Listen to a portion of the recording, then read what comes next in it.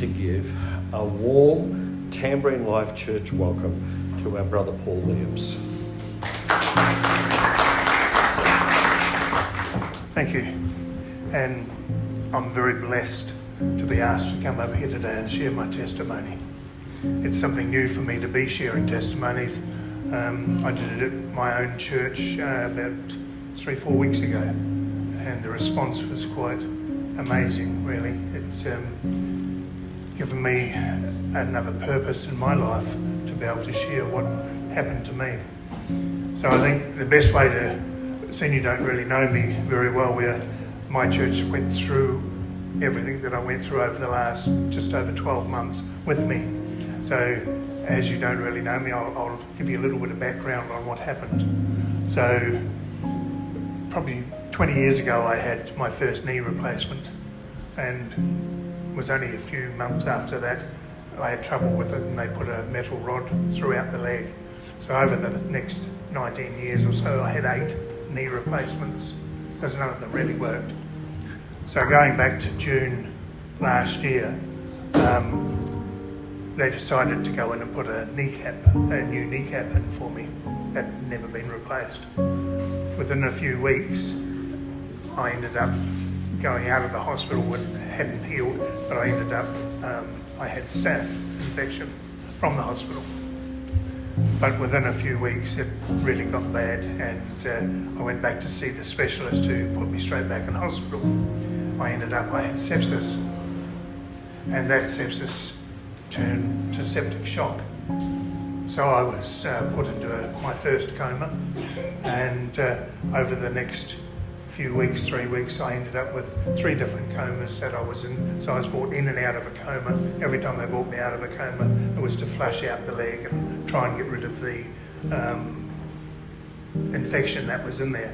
As it turned out, there wasn't just one infection. There was about 7 or so different infections, all superbugs. Now, those superbugs over the 12 months, they just couldn't fix them. Even after being in hospital in the comas, still nothing. So when I came out of hospital, I was still on antibiotics for the next 12 months. Home doctors coming in to see me every day, still couldn't get rid of the infection. So I'll just jump back to going back through the coma, then we'll go back through to where I lost my leg. So in the comas, of course, it's a bit of a hard thing for people to know. They're all told, keep talking to you while you're in a coma, and it is a good thing. And I think it's good for not only yourself, but the people that are there around you. I never heard anything in a coma from the outside. Inside was completely different. I was so lucky that I saw Jesus twice, and God came to me twice. When I first saw Jesus, he was just standing on this like a salt lake, and dressed in white. His hands were out, and he was talking to me, and he was telling me that the earth that we know is not what it was meant to be, that man has destroyed the earth through wars, through greed and selfishness, that it needs to be changed, and it will be changed. God didn't expect humans as we are to go through and destroy something as beautiful as he made. Now, he talked to me for a long time, and people ask me all the time, what was it like talking with Jesus? It's just like me talking to you. There was no need to want to bow down or anything like that. It was just talking with Jesus as if I was talking to a friend. And of course he's a friend. He's the best friend you'll ever have. So in and out of the comas, myself, I didn't know a single thing about going in and out of coma. I don't remember anything apart from going down, the nurse pushing me down from the doctors down into the hospital. So the next 3 weeks, I think it was roughly, wasn't it? There's a blur to me, and I still do have a lot of memory problems on it, but I definitely don't have problems with what I saw and who visited me. The second time that Jesus visited me, him and I were walking down this pathway and kicking stones and just walking down through this beautiful, lush green trees and fruit trees everywhere. And there's a couple of cherubs just floating in, bringing you fruit to taste. And the fruit was just absolutely divine. It was beautiful, tasty, something like you've never tasted before. And as we were walking down, I looked down to the left, and right down the bottom of this hill we were walking down, and there was a ship down the bottom. And I said to Jesus, I said, what is the ship for? And he says, well, earth was made to be, for all of us to be self-sufficient. And instead of wanting to go through raping the earth and sending it everywhere, we were all meant to be self-sufficient, where we could then put all our wares into the boats and go up around the coast, trading our wares, and everybody working in a group to make our society and where we're living to be nice and rich and fruitful. But you didn't have the rich, you didn't have the poor, everybody was homed and everybody had a purpose in life. So to go through and listen to that and to what he was saying about that made me think about what we have done here throughout our own life on earth. We don't have that connection in a community where we all work together for something. Everybody's out there trying to be rich and get on top of somebody else. If somebody sees somebody being a little bit more successful, they want to be or take more than they have and get more. So it's a good lesson to understand that if we all join together and all go together every day and try and make things together, we will succeed. So there's a lot more that we talked about, obviously, and I can't go through everything that we talked about, but those are the main things that we talked about through the times that I talked with Jesus. But in those times when I was in the comas, I got very, very sick in the comas to where my wife was told 3 times that I wouldn't make it through the night. And yet, this final time that I was going through, I knew in myself in the coma I was just about dead. I was at my lowest point. That said that if I hadn't made it through the night or showed a sign of improvement through the night, they were going to take my leg the next day to try and save my life. The feeling I had was I could feel the demons on my leg pulling me down.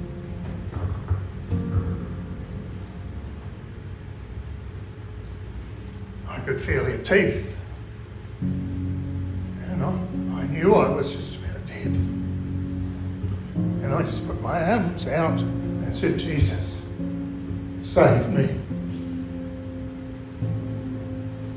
And then the warmth and the light, the peace that surrounded me, and I was pulled up from this depth that I was going down.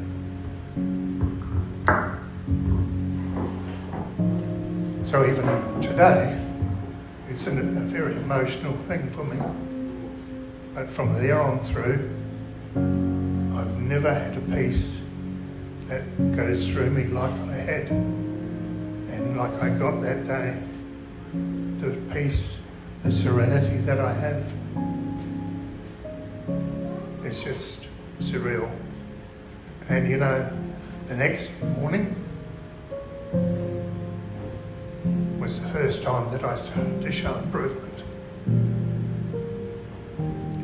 So over the next few weeks, I showed more and more improvement, although the infection was still in my leg. I was strong, I was healthy in myself, and I was happy. always happy. And I think my happiness helps me all the time I get up in the morning. I look for my happiness, and then I look for God, and I find them both. And knowing with my happiness and with the Lord behind me, I could go through the rest of what I had to go through. And when Jesus pulled me up from the depths, I heard him say, I've got you. I've got your back.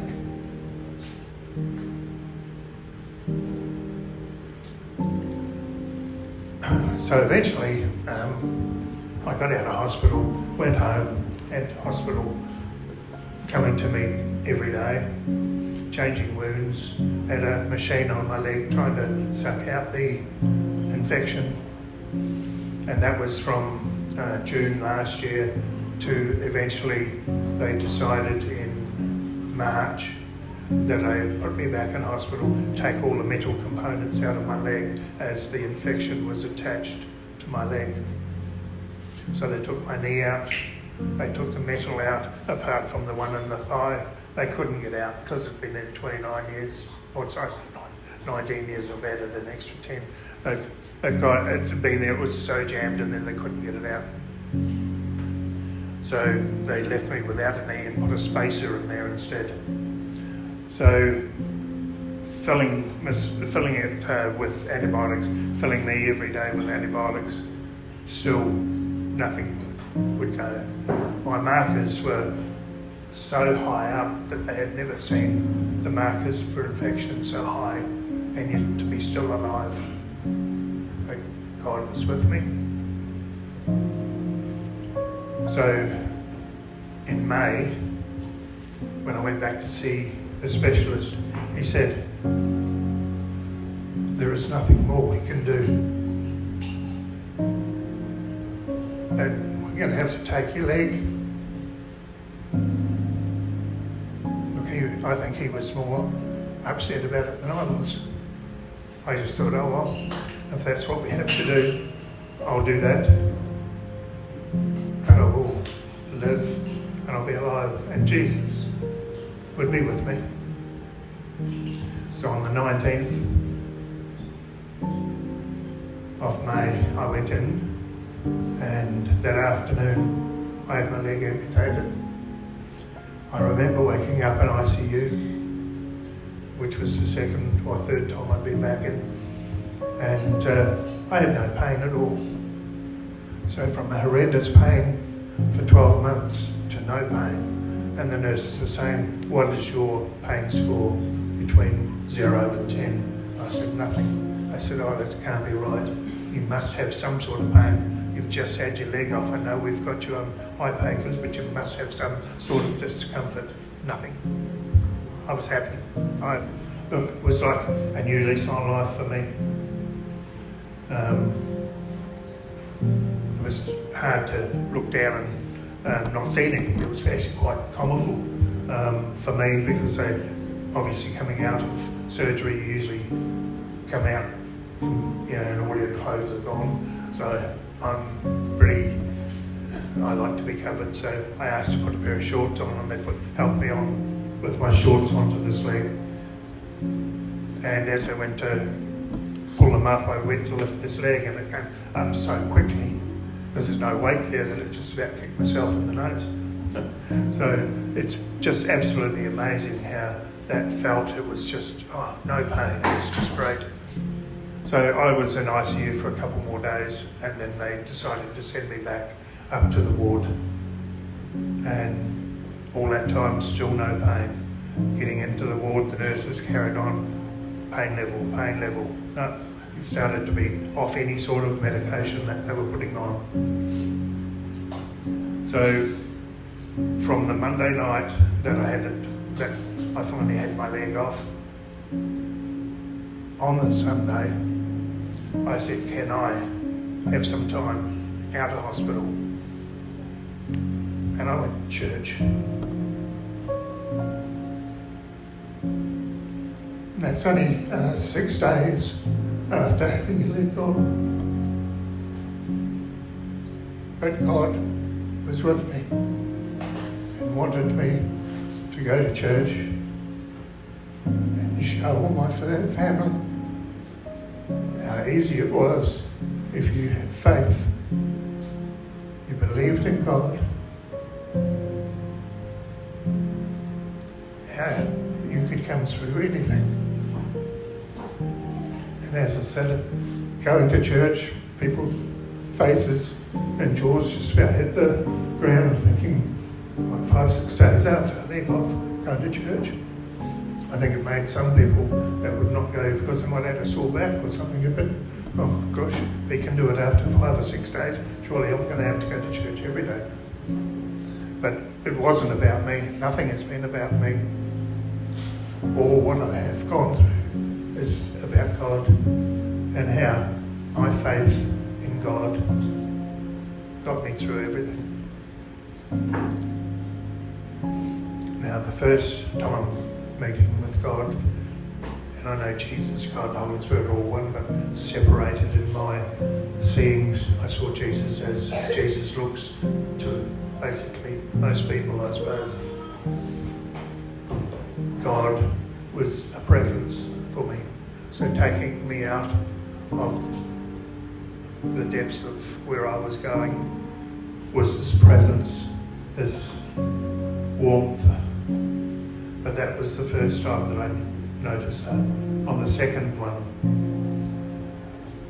it was really more a family thing for me, because both two of my children, they'd been trying to have a child each, my son and his wife, my daughter and her husband. Before I went in, we'd been told that my son, they were pregnant. But nothing about my daughter, but apparently while I was in a coma, my daughter had whispered in my ear to tell me that she was pregnant. So when I was in the coma, God came to me with his hands like this. In his hands were these two beautiful little angels. Both little girls. And he said, these are for you and your family.